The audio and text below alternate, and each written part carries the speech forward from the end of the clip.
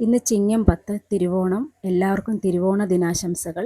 രാവിലെ തന്നെ ഇവിടെ എല്ലാവരും എഴുന്നേറ്റ് കുളിച്ചു. അമ്മ വിളക്കൊക്കെ കത്തിച്ചു. പിന്നീട് തൻ്റെ വറുത്ത ഉപ്പേരികളെല്ലാം കൂടി പായലേക്ക് ഇട്ടിട്ട് മിക്സ് ചെയ്തിട്ട് ഓരോ പൊതിയാക്കി മാറ്റി വെച്ചിരിക്കുകയാണ്. അക്കമാരൊക്കെ വരുവേ.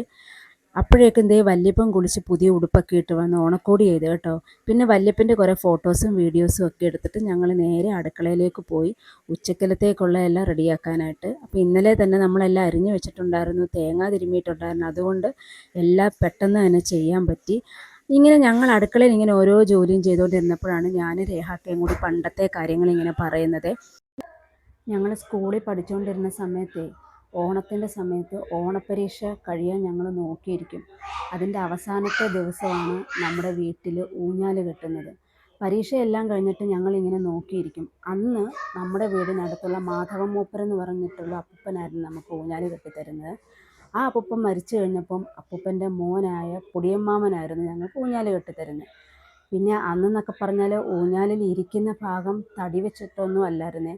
നമ്മുടെ ഓലയുടെ ഏറ്റവും കട്ടിയുള്ള ഭാഗം ഉണ്ടല്ലോ, മടൽ, അത് വെട്ടി അതിൻ്റെ അകത്തായിരുന്നു ഇരുന്നായിരുന്നു ഊഞ്ഞാലാടുന്നത്. ഞാനും ചേച്ചി ഓരോ സമയം വെച്ചിട്ടായിരുന്നു ഊഞ്ഞാലാടുന്നത്. അന്നൊക്കെ എന്തുമാത്രം ഊഞ്ഞാലാടി, ചില്ലാട്ടം പറഞ്ഞു. അതൊന്നും ഇപ്പോഴത്തെ പിള്ളേർക്ക് അറിയത്തില്ല, ചില്ലാട്ടം എന്നൊക്കെ പറഞ്ഞാൽ. അപ്പോഴേക്കും ദേ ചോറുണ്ണുന്ന സമയമായി. ആദ്യമേ തന്നെ അപ്പൂപ്പന്മാർക്കും അച്ഛന്മാർക്കും ഒക്കെ ഉള്ളത് വെച്ച് കഴിഞ്ഞിട്ട് പിന്നെ നേരെ ആദ്യം അണ്ണനും പിള്ളേരും ഒക്കെ കഴിച്ചു. അത് കഴിഞ്ഞിട്ട് ഞങ്ങൾ 4 പേരും കൂടി ഇരുന്നു. നല്ല സദ്യയായിരുന്നു, എല്ലാം ഒന്നിനൊന്ന് മെച്ചം.